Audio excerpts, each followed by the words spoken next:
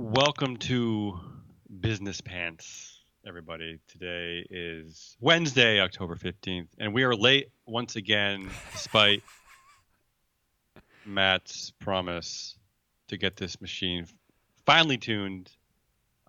We are Free Float Media. That is Matt Mascardi. It is. I am Damian Rollis. Good day, Matt. Good day, sir. Today is a Hot big beverage. day. Is it?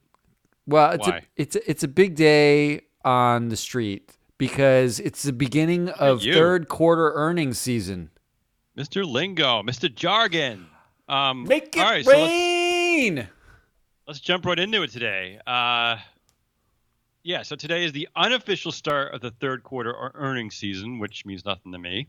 Earnings for the S&P 500 are expected to decline by 4.6% this quarter after growing more than 3% in the second quarter due to frothy uncertainty. Thank you, Mr. Trump. S&P 500 companies have offered the fewest quarterly updates, positive or negative, since 2000. According to Bank of America, the prevailing thought this morning is that the relative silence since their last reports means stock investors may be in for a lot of bad news all at once. So I'm going to throw this directly back to our Business Pants pundit and ask you, what the hell is this stuff? Well, first of all, Yeah. you just bored the shit out of the 0 listeners we have. Well, hey, this is my job. This is my role. So here's why you should care about earnings. And I'm going to talk a little bit more about this later when we get to my ball pit segment. Everyone in the market cares about earnings for two reasons. Number one, desperate fear of the economy. I mean, let's break it down, right? You talking about today's earnings or generally? Every time a company talks about how much it makes, right, people effectively are either hugely greedy about it or petrified. Okay. Because it's all about the money. It's all about the Benjamins. But sure. that's number one. It's the economic indicator that is earnings. Should we be afraid because companies can't make money or not? Number two is the blowhardiness of earnings. Because what Wall Street does, Wall Street analysts like you and I used to be. Ooh, that hurt. Yeah. Not that I'm not one any longer, but that I was one. Well, it's not you can't be ashamed of what you are. I mean, I can do that daily. It's true. You should wash yourself in your shame. I live my shame. By the way, never mind. Keep going. We were matching before, so I'm filing an official protest. You changed your shirt, it looks like. I'm going with the semi-professional slob look. Right. Which apparently you were also going with. Walmart chic. Yeah, go ahead. But the other reason why earnings are interesting and or fun is analysts like us set expectations for what companies should make. Okay. And the market really likes to talk about how a company hit or missed its expectations. Do you care about that? No, because I don't understand the reality of the expectations. All they feel like to me is a way for these traders to get rich, right? I don't know. Whenever a company beats its expectations, the share price usually rises by more than expected. Okay. Number one, and number two, the people, the managers, the executives who set up the earnings, basically, make more money themselves because they beat expectations. Great. But this is the season we're in. This is what everyone's talking about. It's the least interesting thing, and it's all fairy tales. It's amazing. I love it. But lucrative, it sounds lucrative like. Fairy tales. All right. Did you learn anything with that segment? No, I think that was a failure. I think we should never start the show with anything Wall Street related in that sense. Um, You're a but we failure. tried. Let's jump completely out of that. Let's get right into our war zone. Um, where we're going to stay in our China, Hong Kong merry-go-round. There's some good stuff today. Um, but we definitely have to start with Douche Bank. The New York Wow. Times is reporting that the German lender used gifts and political maneuvers over 15 years to become a major player in China, right? So here's a list of some of Deutsche's douchey decisions. Ready? Mm-hmm. First of all, more than 100 relatives of high-level Communist Party members were hired for jobs at the bank without meeting qualifications, which Okay. sounds like U.S. boards.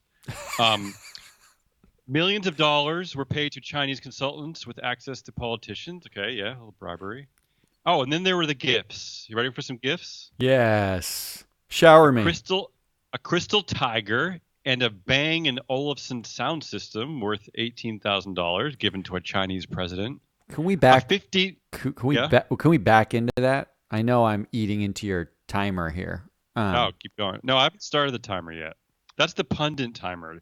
The timer is to control you, Matt Moscardi. It's not to control me. I am quick. I am glib. I am right to the point. um, $18,000 on a sound system? Well, then you're gonna like the next one. A $15,000 crystal horse for a premiere. $10,000 in golf outings and a trip to Las Vegas for his son. And a 4,254 bottle of French wine for a top state banking official. Baking So uh, or bank, banking? Oh, bank. so it Sorry. isn't a baker. That would have been much more interesting to me. My question is, do you think this all these gifts worked? Yeah. I mean, So, so yeah. JP Morgan just paid a fine for this not that long ago. Hmm. The thing about it being Deutsche Bank, all the banks have been, I can speculate here fairly safely by saying paying off government officials is relatively routine when that's how you get business. Correct. So virtually any company is incentivized to do it if that's how you're going to get business, which Welcome to means China. it's not surprising that the banks and move like a herd and do this. JP Morgan got caught doing it too. Now Deutsche is getting caught doing it, but I'm sure the other banks have probably been involved. The bad part is Deutsche Bank literally can't do anything right, it seems like. So, and to parrot your point, for former Deutsche Bank CEO Joseph Ackerman, who of course he was the CEO until 2012, so covering this time period, denied having, of course, any knowledge of the details in the New York Times article, and but shockingly defended the broader strategy by saying this was part of doing business in China. So, yeah, Doing the right. business, baby. That's this. Yeah, just doing the We're business. just He said doing the business. he sounds like he belongs in the NBA. If only he had a co-CEO to help him understand what was going on. Oh, wait, Deutsche tried that too, and it failed miserably because they fail at just about everything. Oh, poor douchey Deutsche. Anything else? Anything else to say about that, or should I keep going? I mean, look, we did back at the mothership. We did research about corruption and bribery, and it's not China who's going to police this stuff. It has to be developed market. Developed? Do we do developed in air quotes? You can. Because I mean, all these companies are in like these Western markets. They all want to operate in semi-corrupt places, and they're corrupt when they get there. I mean, can we just say that this is status quo? Is this a big deal or a little deal? This is what I ask my kids. Is this a big deal or a little deal? I think it only becomes a big deal when companies like our former one, MSCI, pretend to rate them like they're just like anything else. I this is one of my favorite pet peeves. I just can't believe we still continued to rate these companies like they were selling American ketchup or something. Sorry. All right. Um, one more thing from China, Hong Kong is I have to follow up on this story because LeBron James. So this story is now so big that my friends are texting me about it. So I know it's fully jumped the shark. LeBron James criticized Houston Rockets general manager Daryl Morey for, quote, not being educated on the situation, and said that Morey had no consideration for the consequences and ramifications of the tweet, and he could have waited a week to send it. So I don't know. China is money, right, Matt?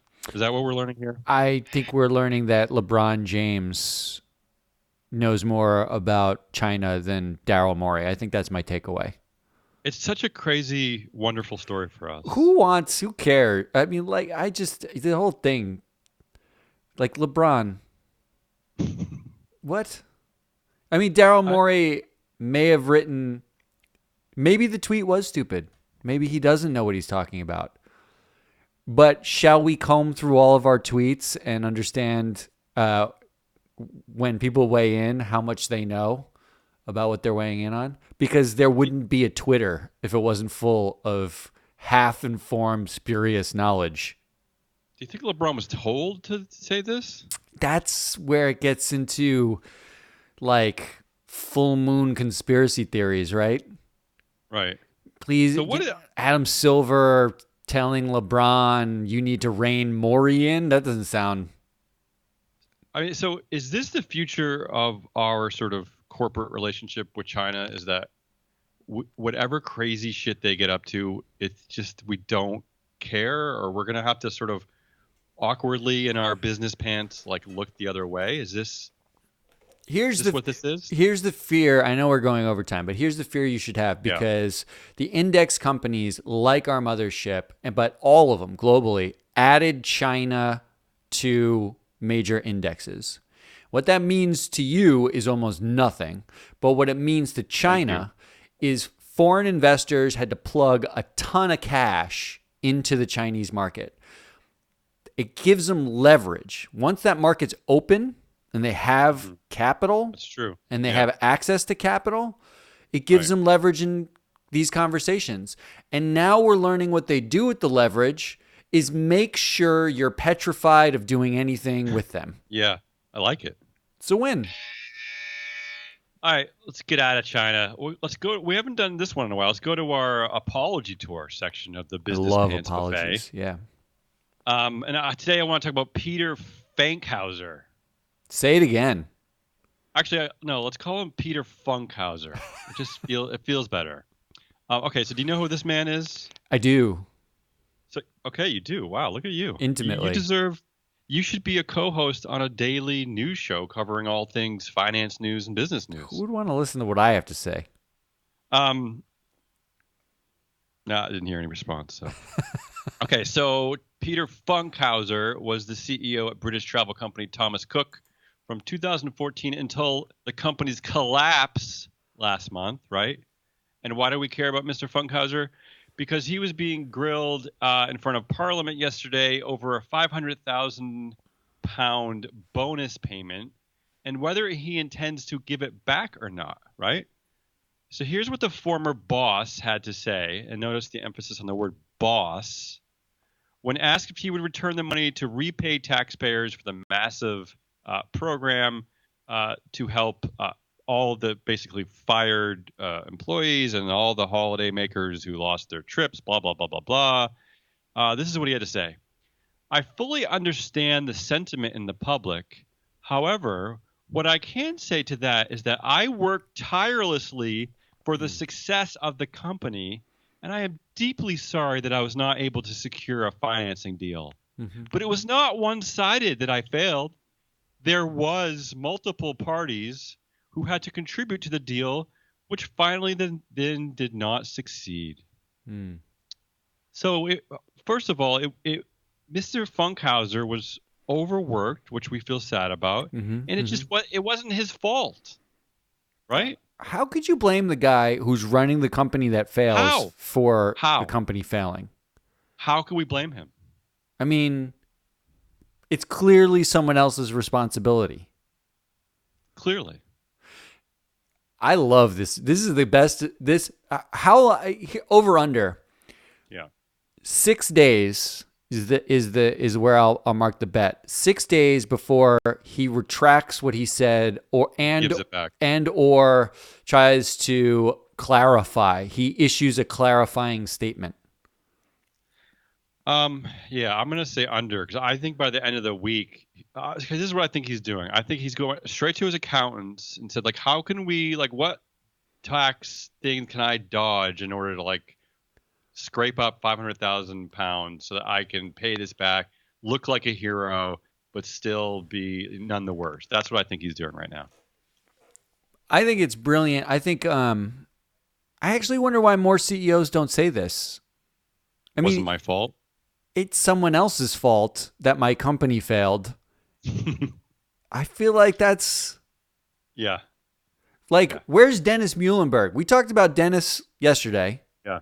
D-Man We know where he is. He's not in the chair seat. stripped naked of the chair seat. No more chair.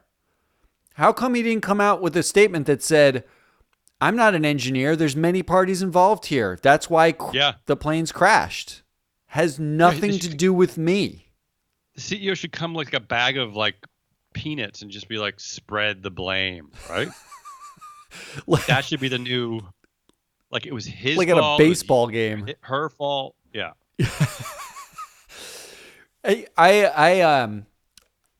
I do think I like that he also says, I'm aware of the public sentiment.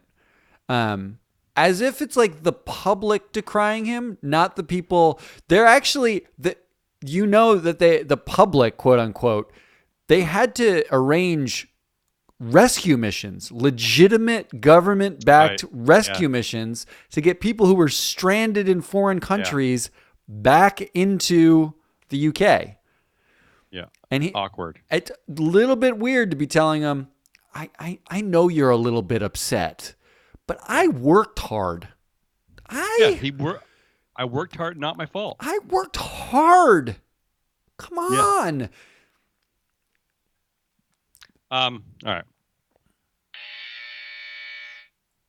Killing that one. Let's go to Dystopia. 2 quick thoughts today. In the fun world of Dystopia. Soon we'll have by the way, we'll have some theme music so that you'll understand which sections we're in.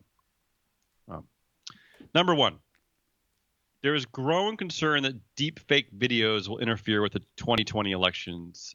States including California and Texas have already enacted laws that make deep fakes illegal when they're used to interfere with our elections. And I'm guessing that Facebook thinks that's stupid. Yeah, well, isn't this I mean, does a deep fake count as false political advertising? How could it not? Which means it's legal on their platform, right? It's totally legal. Course. Yeah, because mere hours after meeting with Big Baby Trump, they changed the rule, right? They just sort of miraculously changed the policy. I mean, what was the implication here for Facebook? At what point do people say not good? That's the implication. But we say that all the time, right? But at what point do like the people who use Facebook say, I shouldn't use Facebook anymore? And that means Instagram, WhatsApp. We went over yesterday effectively the brain meld that is every single Facebook. I mean, now they're going after your brain, right? Yeah. Well, look, what's really going to affect Facebook is young people. So this is what they have to. I'm guessing that if any of these young people care about Facebook, this is what they're thinking about. They're thinking about all these tangential stories about how much they suck. So I don't think that I don't see the young people turning the page anytime soon. I mean, there is this thought I have that as we get older, we become more conservative, so we do all the lame things our parents used to do, which includes joining Facebook. Yep, this is true. We also have a story today about how TikTok is moving in on Facebook, and I don't know. I just think that all of this doesn't bode well for Facebook. I feel the same way almost about Facebook as I do about Netflix. I just feel like there's something grandfatherly about them, and it's all going to come crashing down. But I don't think consumers care enough About the negative I just can't. Is anybody? stories around I Facebook. never. There's no story being written that like Facebook, Facebook users across all their applications are on the, a massive decline because of this issue, right? Right. I guess you're right, but I mean we're looking ahead here. I think in the short term you're right, but in the long term I just wonder if they just have a hard time holding on to people, or at least about a way more difficult time getting new people. I mean, the reasons why the Facebook user base is declining is because it's just old people left on it. Young people don't Yeah. care about it, right? Which literally has nothing to do with like the heinous stuff that Facebook is sort of doing that you don't know that they're doing. Maybe, I don't know. But you might be wrong. I mean, it might be Am I ever? part of the collective subconscious of young people that Facebook just smells like dirty diapers. I don't know. How dare you say I could be wrong? All right, I didn't want to spend this much time on Facebook because this is the more compelling story, which I know you'll appreciate. There's a new report that's ready for it, suggests that as many as 64% of workers say they would trust a robot over their manager. Meanwhile, more than half say they have already turned to a robot for advice instead of their manager. Wait. Wait, hold on. The phenomenon is especially pronounced in Asia, where 89% of workers in India and 88% in China admitted to trusting robots over their managers. Where are all these robots? Honestly, there's They're no robot robots in my managers. life. Well, we know about Madi at At Stop and Stop Shop, and Shop, yeah. but I'm pretty sure there's no Stop and Shop in India, so I don't know what's going on. I stood and had a 30-minute conversation with Marty, and it was just a light going saying there was a pickle on the floor. It was a waste of my time. Is this an indictment on people, like on managers, or is this like support of robots? Like, what is going on here? Excellent question. And the answer is no. Okay. I think people, honestly, is it really that surprising? Like Twitter and I don't know, social media 89%? means we don't talk to people anymore face to face. I guess you're right. I mean, we there's online commuting. At some point, we just don't want to see any humans. I mean, Okay. when do we hit the tipping point where humans basically 100% of humans agree that other humans are crappy and we don't want to see them? Right. When does the suck meter get above I mean, 2/3? that's where we're going. All right. Well, then, yeah, you're right. Okay. So let's do some biz nuggets. Biz nuggets. The first one I think you're going to appreciate. WeWork has notified tenants that it has taken out at least 1,600 phone booths taken them out of service due to reports of potentially elevated levels of formaldehyde. So, first of all, phone booths. Second of all, what is up with WeWork? Why is it nothing works at WeWork? What's going on? we don't work. We don't work. We suck. We Um, suck. Yeah, I mean, I don't know. I feel bad now. I feel bad. Like You don't have to feel bad. It's just all so bad for WeWork. Like they went from. Can you think of another company that's gone from pre-IPO like valuations in the 40 to 70 billion dollar range, where people were talking about it's an amazing tech company, to within 6 months formaldehyde on phones and close down the company?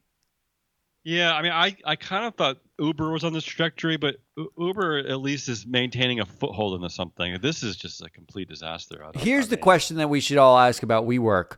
What the hell was anybody thinking? I mean, what was anyone investing in?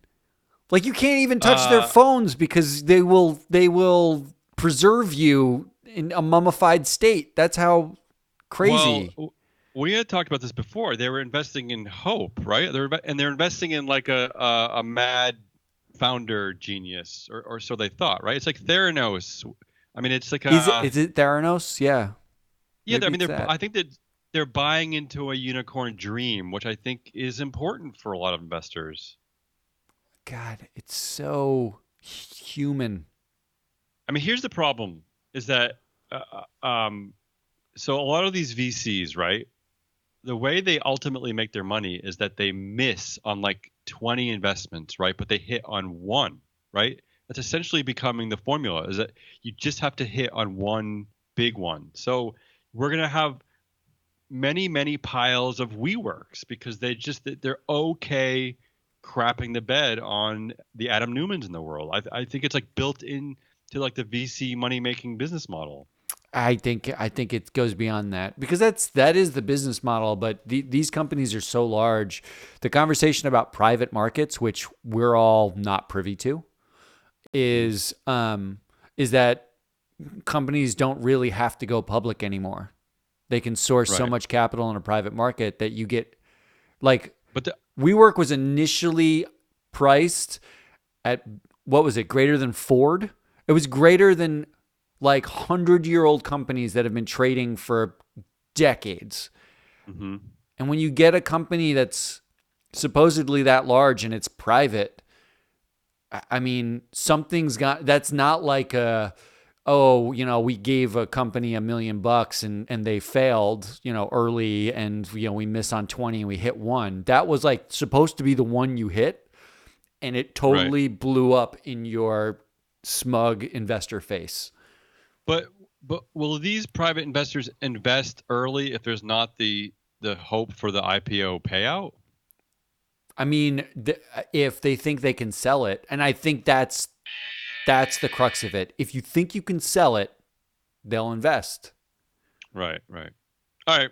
Finally, I just wanted to mention this because we've been talking about Hong Kong all week. If you happen to be on a leisurely afternoon protest stroll on the skyline streets of peaceful Hong Kong, um, this is what you need to know. The activists have come up with an online color coding system. So you might want to note this down. All right, this is like a color coding system to know how to treat businesses in Hong Kong. Okay.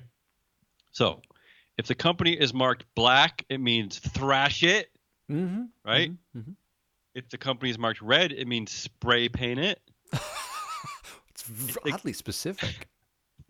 if the company is marked blue, it means boycott it. And then finally, if it's marked yellow, it means actively support them. Hmm. All right. Yellow. So, so that's all we got today for business nuggets. What do you What's in think Matt's? Blizzard Yeah. is marked? Probably like a diarrhea purple. Somewhere between spray paint it and thrash it like a Yeah. brown. Just like pour your throw up on it because that is that something Oh we can do. God, so Yeah. gross. All right. Let's get out of this and let's get into your Matt's ball pit. All right, in celebration of earnings season, because everybody cares so much about earnings. Oh, Um, back to earnings. if we're All right. back to Go on. earnings, so Yeah. I did a little thing. I'm gonna. I did this. Uh, I did an analysis of the S&P 500 companies. Hmm. Here's what I did. I wanted to know what percentage of the S&P 500 companies. If you don't know what the S&P 500 is, it's just 500 companies that are big Right. in the U.S. What Sure. percentage of them actually make money or profitable? Turns out 95% of them are profitable. So good for us. One of the biggest indexes in the world, actually largely Okay. profitable. Also turns out that, and this is all context for what I'm going to talk about next, Better be. 89% of the companies in the S&P 500, analysts on Wall Street think that their stock price will go up. Okay. Okay? Yeah. Of companies who don't make any money, who are not profitable, Not profitable. So these are companies that are losing money. That would be 88% Yeah. of those companies, analysts also think their stock price will go up. Okay? Okay. Wait, so I'm going to stop you there. So what you're saying is that analysts think that companies' stock prices will go up. This That's is what my analysts point. think. This is definitively the point. Earnings celebration is effectively a giant masturbation session in which analysts on Wall Street all say stock prices will go up, and the big gasp is, will they go up by as much as we said or by some other number? Okay? Yeah. So I took some of this data and I created something called hype, analyst hype index. I wanted to know how hyped up companies were on the S&P 500. All I did was take the high target. So analysts say, if a company is trading at $100, one analyst is like, it's going to go up to 200. And another analyst is saying it's going to go down to 50. And then I look at the median and I basically do some math and say, how big is the skew here between the top, the bottom, and the middle? And what I ended up with was a short list of the most hyped companies and the least hyped companies. And then I'm going to show you the unicorn companies. Most hyped. Your most hyped company in the entire universe of the S&P 500 is a company called Citrix Systems. Oh, do we know why? Do we care? Basically, all we know is that I guess most investors probably they don't care. Analysts love it. That's what we know. And actually, I think these names are wrong. I think there's something wrong. Oh, Honestly, I don't know what happened. Because it's Nectar Therapeutics is the big one. Where's Citrix Systems coming from? So you're screwing with me, Excel. Yeah. You screwed me up. Yeah. But Nectar Therapeutics was number one. And Nectar Therapeutics is fascinating because it doesn't make money. Nectar Therapeutics. Yes. Most incredibly hyped and makes no money. Gotta love a company where everyone thinks it's going up and doesn't make any money. Yes. Okay. What is Nectar Therapeutics? A new pathways to smarter medicine bring hope to millions of patients by creating innovative medicines. Are you just reading off of Wikipedia on a live treats show? Serious and widespread on. I want to know what Nectar Therapeutics is. I'll go back and I'll change this in post. But here are the least hyped. Here are the least hyped. The least hyped companies is Citrix Systems. So it just doubled. But the point of this is. The point of this really is, Matt, is that your chart making skills are terrible today. Apparently, it's an off day. I'm not feeling Wasn't Kimco Realty on both of these charts? Yeah, well, both of them are. It's just the same names. It doubled the names for some reason. I don't know what happened. Fire your intern. But here's where I want to go with this because I want to look at the unicorns. The unicorns are my favorite. Okay. The unicorns are Uber and Lyft and Snap and all these companies that IPO'd in the not so distant future. Of them, approximately none of them make any money, including I like it. Including Beyond Meat. Oh, sorry. And only Tesla all alone has no hype. Apparently, analysts think Tesla's going to lose money. That's because everyone loves to beat up on poor old Elon. Yeah, what is that? They're jealous. Really? We're just going to go with they're jealous? Yeah. We talked about Elon Musk too much. We can talk about another show, but I think they're irritated because he has a personality. I'm irritated with Microsoft Excel, so well, there's always Google Sheets in your future. All right. That's what we got. With that? Outro music. We'll see you tomorrow. We'll see you tomorrow.